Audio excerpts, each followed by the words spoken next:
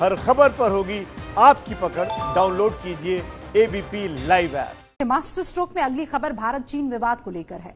लद्दाख में 60 दिनों की सैन्य तनातनी के बाद अब चीन के तेवर नरम पड़ते हुए दिख रहे हैं।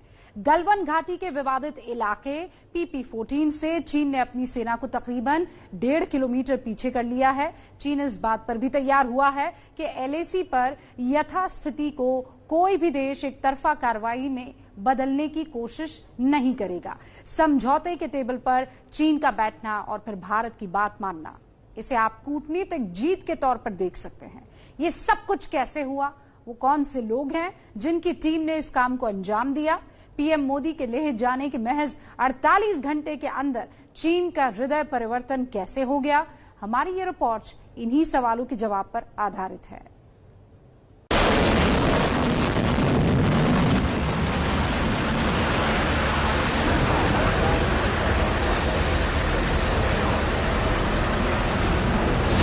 शताब्दियों में विस्तारवाद ने ही मानवता को विनाश करने का प्रयास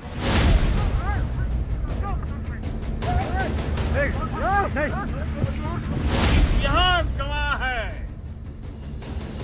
कि ऐसी ताकतें मिट गई हैं या मुड़ने के लिए मजबूर हो गई। LAC पर सामरिक मोर्चेबंदी,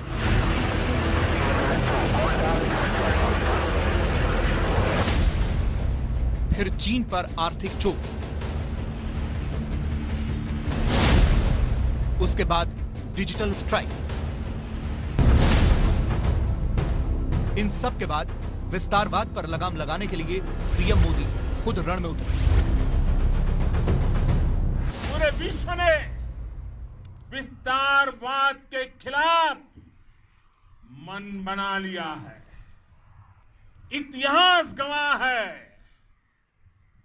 कि ऐसी ताकतें मिट गई हैं या मुड़ने के लिए मजबूर हो गई है। संदेश साफ था और इसके 48 घंटे के भीतर चीन की सेना को गलवान से पीछे हटना पड़ा। साथ ही चीन अपने ढांचे हटाने पर भी राजी हो गया है।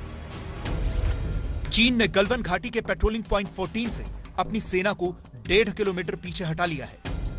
अस्थायी तंबू और टेंट्स को भी हटा दिया गया है। ये वही जगह है जहां 15-16 जून की रात हिंसक झड़प हुई थी। चीन के इस कदम के बाद भारतीय जवान भी अपनी एक्चुअल पोजीशन से 1.5 किलोमीटर पीछे हट रहे हैं। 7月3日，中国新西兰举行了应对新冠肺炎疫情。 भारत और चीन की सेनाएं अब एक दूसरे से 3 किलोमीटर दूर हैं। बीच में बफर जोन छोड़ने का फैसला किया गया है। ऐसा इसलिए ताकि फिर से 15-16 जून की रात जैसी हिंसक झड़प न हो। हालांकि चीनी सैनिकों के पीछे हटने के कारण उनका एक डर भी है। सूत्र ये भी बता रहे हैं कि जो चीनी सेना है वो डिसएंगेजमेंट के लिए इसलिए तैयार हुई होगी क्योंकि गलवान नदी में इस वक्त बहुत ज्यादा पानी आ रहा है और पानी के चलते कैंप को हटाना पड़ा होगा चीनी सैनिकों को। इसीलिए जो चीनी सेना है वो डिसएंगेजमेंट के लिए तैयार हुई होगी। चुशूल में 30 जून को हुई सैन्य कमांडर्स की बैठक में चीन पीछे हटने पर राजी हुआ था। हालांकि चीन ने सिर्फ सैनिकों को पीछे हटाया है, सैनिकों की संख्या अब भी कम नहीं की है।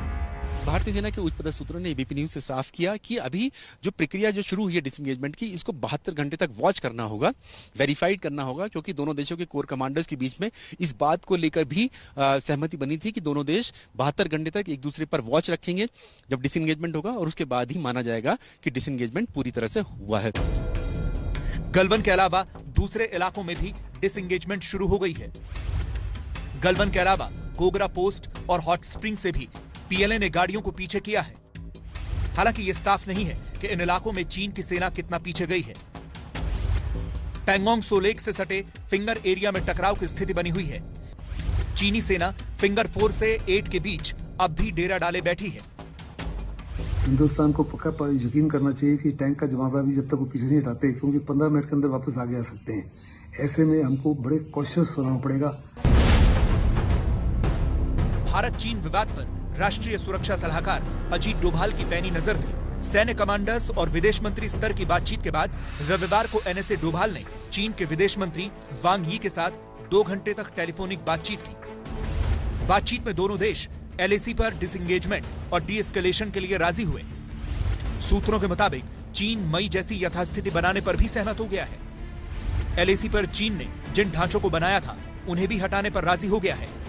भारत और चीन के बीच विशेष प्रतिनिधि स्तर की बातचीत करीब 2 दशकों से चल रही है। सीमा विवाद सुलझाने के लिए स्पेशल रिप्रेजेंटेटिव स्तर वार्ता के अब तक 22 दौर हो चुके हैं। 5 जुलाई की देर शाम राष्ट्रीय सुरक्षा सलाहकार अजीत डोभाल और स्पेशल रिप्रेजेंटेटिव लेवल वार्ता में उनके चीनी समकक्ष वांग यी के बीच बातचीत हुई। इस वार्ता के दौरान चीन ने माना कि लाइन ऑफ एक्चुअल कंट्रोल का चीन सख्ती से पालन करेगा और साथ ही इसे एक तरफा बदलने की कोई कोशिश नहीं करेगा। अमेरिका, यूके, जापान और इजराइल जैसे ताकतवर मुल्कों का समर्थन भारत के साथ है, इसलिए एलएसी से पीछे हटना चीन की मजबूरी बन गई है। लेकिन चीन पर आंख मूंद कर भरोसा नहीं किया जा सकता। वजह उसका इतिहास। अंग्रेजी अखबार की इस हेडलाइन को देखिए, लिखा है गलवान पोस्ट से चीन के सैनिक पीछे हटे, भारत की चेतावनी का असर। यह खबर 15 जुलाई 1962 को छपी थी। मतलब 58 साल पहले चीन ने गलवान की एक पोस्ट पर कब्जे की कोशिश की थी। तब भारतीय सैनिकों की मौजूदगी की वजह से वो पीछे हट गया था। लेकिन 3 महीने बाद यानी 20 अक्टूबर 1962 को उसी चीनी सेना ने भारत के खिलाफ जंग शुरू कर दी थी। चाइनीज इतनी आसानी से पीछे चले जाएंगे ऐसा हमको बिल्कुल नहीं मानना चाहिए। हमें 15 और 16 की रात का वाकया कभी नहीं भूलना चाहिए, वो भी इसी प्रकार की खबरों के बाद हुआ था। चीन सोच कर बैठा था कि 58 साल बाद वो बिना युद्ध के गलवान का बाकी इलाका हड़प लेगा, लेकिन वो भूल गया कि ये न्यू इंडिया है जो अपनी संप्रभुता और सम्मान से कभी समझौता नहीं करेगा। हम मिलकर हर चुनौती पर, मुश्किल से मुश्किल चुनौती पर विजय प्राप्त करते रहे हैं, विजय प्राप्त करते रहेंगे। और इसीलिए अब मास्टर स्ट्रोक देखिए, हर लेवल पर काम हुआ है। चाहे वो बाकी देशों को एक लूप में रखना हो कि एलएसी पर हालात कैसे हो, या फिर डिसएंगेज करने के लिए हर मोर्चे पर एक जैसी चाल चलना हो। बीते कुछ दिनों के दौरान विदेश मंत्री एस जयशंकर, एनएसए अजीत डोभाल, विदेश सचिव हर्षवर्धन श्रृंगला अपने तरीके से कूटनीतिक प्रयास कर रहे थे। भारत सरकार ने रूस, अमेरिका, जापान, फ्रांस, जर्मनी सहित कई देशों को एलएसी के हालात पर लूप में रखा। उधर सैन्य तरीके से हर लिहाज से चीन को चेताया जाता रहा, चाहे वो कमांडर स्तर की बातचीत हो या फिर पीएम का लद्दाख जाकर हालात का जायजा लेना हो। आर्थिक मोर्चे पर भी चीन की घेराबंदी होती रही। भारत की आर्थिक चोट से चीन को लगभग 50 अरब डॉलर यानी 3,75,000 करोड़ का नुकसान हुआ है और हर तरफ से प्रहार ने चीन की चाल को बदल दिया। लेकिन अब देखना यह होगा कि चीन की तरफ से किए गए वादे और जताए गए इरादे जमीन पर कितने नजर आते हैं।